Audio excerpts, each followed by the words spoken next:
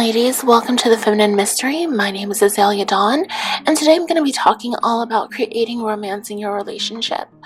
Now, one of the biggest things in a relationship is the general vibe. You really have to be very diligent about cultivating an atmosphere of intimacy and connection, because over time, the honeymoon period definitely does end and the work begins.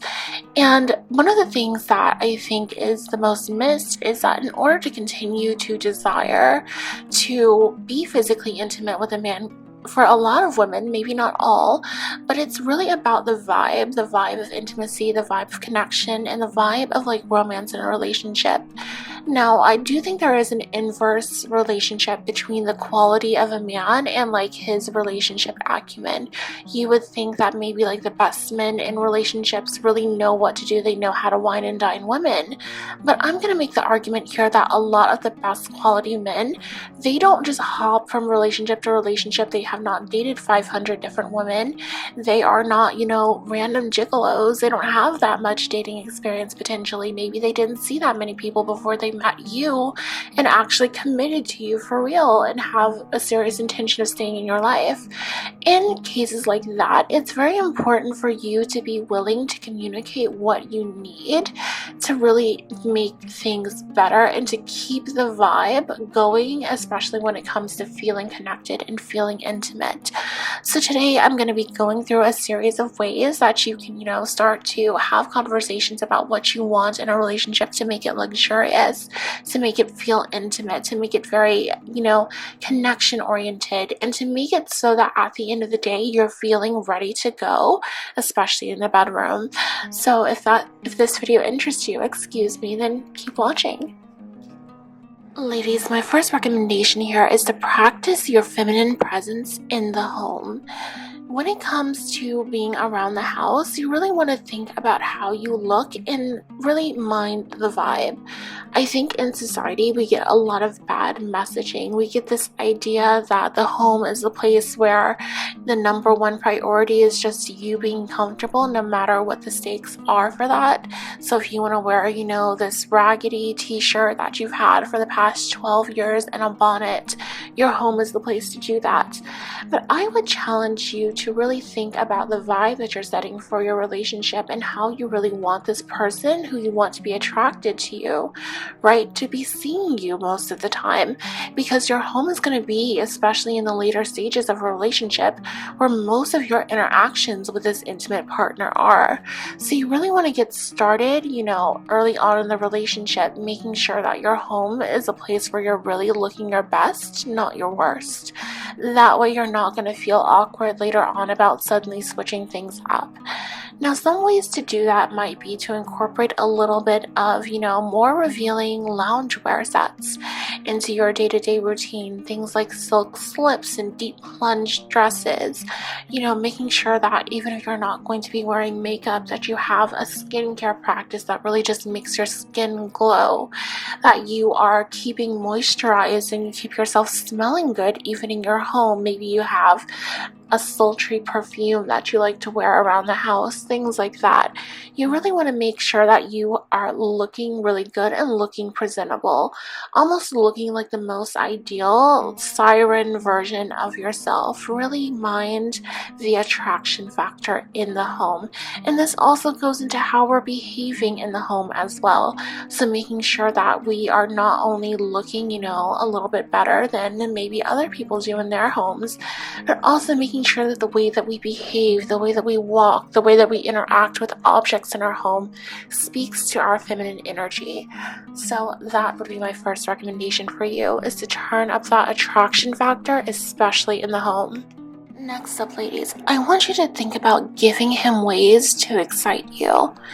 I think a lot of times a thing that can have us a little bit stuck as women in relationships when we're feeling frustrated is that we almost expect that somebody is going to be here and be a mind reader, that somebody is going to be able to anticipate our needs before we're actually voicing them. And I think a lot of this can come from trauma. If you are raised in a situation where you don't feel comfortable advocating providing for your own needs when you're a child in the home, or you don't feel like you're going to get the things that you ask for, then it can be a little bit difficult to say, I want this, I want that, I want you to give me this, and you might resort to things like dropping clues or whatever and be a little frustrated when it's not working. I really want you to break this pattern and break this habit if you are really serious about cultivating intimacy in your relationship. I want you to start to tell him what you want, especially when it comes to things like trips and regular travel. I think trips are a great way for couples to connect in a relationship. They're a great way to add novelty and new experiences that you're doing together. And it's also much easier, practically speaking, for women to travel with men, because not only are you getting the financial factor, especially if you're in a relationship with, a masculine provider, but you're also getting the protection factor. So even if you are someone who has, like a more like modern relationship in terms of the finances, and that works for you, right, you're still getting the benefit of being able to go with somebody who's going to keep you feeling safe, who cares about you and who cares about your safety. And that really does, do a lot when it comes to traveling. So I would definitely recommend incorporating trips into your year. I would say 3 trips a year is a really good milestone, especially if you can, afford that financially. Right? And it's a great opportunity to connect, to, break patterns, interrupt things, add novelty, and just switch things up in a way that is exciting and new. And you would be surprised how much, being in this beautiful, exotic place really goes a long way when it comes to, keeping things running down south. So I would definitely recommend that you try incorporating trips into your relationship on a regular basis, at least 3 times a year. Next, ladies, I want you to remind him what's available. I think that one of the things I see women do that is so beautiful in nature, but often a little bit misguided, is that once you're in a relationship with a man, you spend every day kind of like in your Christian Girl Autumn era. You are dressed very modestly. You don't want other men to be looking at you. You don't want to feel as if you're putting out the wrong message, etc., etc. But I think that it's very important every once in a while for you to, make sure that you're looking your best, if you catch what I'm saying, and that you are, displaying what you have going on for yourself. You have, I'm sure, if you're watching this channel especially, a beautiful body, but even if you don't yet, I'm sure you're working on it. I make a lot of skinny videos, so check that out on my page if you are looking for that kind of content. That said, you probably look really good. And it's very important, just in terms of, male psychology, for him to be regularly reminded that he has something that other people desire, that other men desire particularly. This is primate 101, just straight animal kingdom behavior. The idea that, when you are out and about, the first thing that this man is going to notice when you are out and about and he's with you and you are looking your best, you're looking very, sultry, seductive, you have a lot of eyes on you. The first thing that this man is going to notice is how many other men are looking at you and how they're looking at him for being with you. This is really one of the core drivers that even men who don't commit to long-term relationships, men who are very unhealthy in terms of their psychology, that even those men are looking for as a perk and a benefit of being with a beautiful woman. They want other men to look at them like they're the man, like they have it going on, like they have this, beautiful woman right by their side. And that is the thing that you are giving when you make sure that the way that you look out and about is really, really good. So this is all about making him look good in public, making him really seem like the man. Make sure that he knows that other people want what he has. Finally, ladies, I want you to make sure that he has time for you in his calendar. Now, this is really going to range for different people, in different ways. I think that there are some people who are highly conscientious, very organized. They plan every 15-minute increment of their day in like a literal calendar that they have carried around with them. And there are other people who just kind of, like take life as it comes. They don't have a calendar, they don't have a schedule, whatever. Maybe they just have like a rhythm, a routine, an intuitive nature of proceeding through their day. This really isn't about that so much as making sure that you are regularly getting that time and getting that dedicated attention. Now, you can call this maybe a date night, maybe an opportunity to connect, maybe, a romantic weekend in, but you want to make sure that this is happening every single week.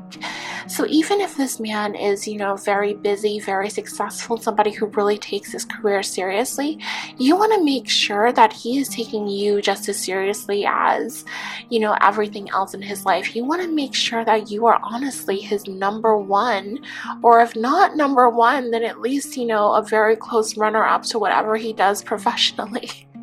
Maybe you're dating the president, I don't know. But in any case, I want you to make sure that you are a high priority and that you are routinely getting time scheduled with you. Time dedicated just for you, no phone, no other priorities, no business calls, nothing of that nature.